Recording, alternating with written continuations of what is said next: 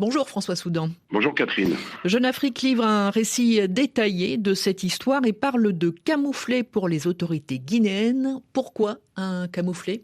Ah oui, un camouflé, les autorités d'ailleurs le reconnaissent à demi-mot. Bon, on a affaire à quoi? On a affaire à un commando d'une vingtaine d'hommes, armés, cagoulés, à bord de pick-up et de motos, qui se présentent à 5 heures du matin devant les portes de la prison centrale de Conakry, sur la presqu'île de Kaloum. Alors c'est le centre névralgique, c'est le centre politique de la capitale.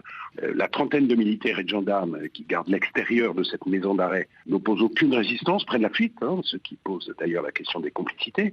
Le commando pénètre à l'intérieur de la prison dont il a les plans et dont les gardiens ne sont pas armés. Il fait sauter le verrou de la cellule où sont enfermés ensemble les 4 principaux détenus du procès du massacre du 28 septembre, Dadis, Tchekboro, Goumou, Pivi.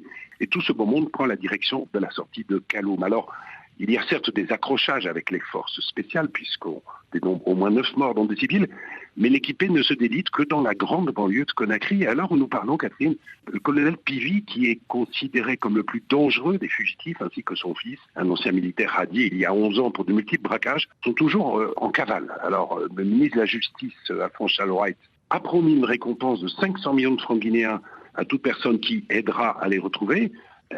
500 millions, ça fait un peu plus de 50 000 euros au cours du jour.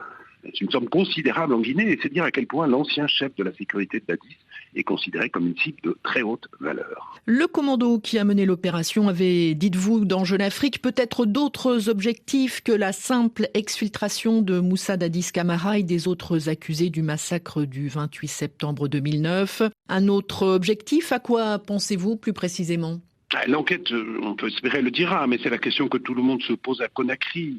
Les opérations de fouilles musclées menées depuis dans les quartiers sud de Conakry, dont certains sont proches d'Alpha Condé, l'ampleur des radiations au sein du bataillon Bata notamment, ainsi que les échanges de coups de feu autour du palais Mohamed V le 4 novembre au petit matin, semblent accréditer la thèse d'une opération plus large qui aurait échoué faute de coordination. Il est vrai, Catherine, qu'on voit mal comment les membres de ce commando, ainsi que les fugitifs, qui tous sont originaires de la même région, la Guinée forestière, au sein de laquelle ils auraient pu chercher refuge, mais qui est distante de 800 km de Conakry, comment ils pensaient réussir leur coup s'ils n'escomptaient pas un soulèvement, voire un coup d'État? Alors, ce qui renvoie, Catherine, au malaise d'ailleurs récurrent d'une armée à plusieurs vitesses, et qui depuis plus de 2 ans maintenant s'estime quelque peu marginalisée au profit du seul corps des forces spéciales que commandait Mamadi Doumbouya. Enfin, une autre question se pose encore, François Soudan. Quel était le degré exact de complicité des 4 évadés avec le commando venu les libérer ?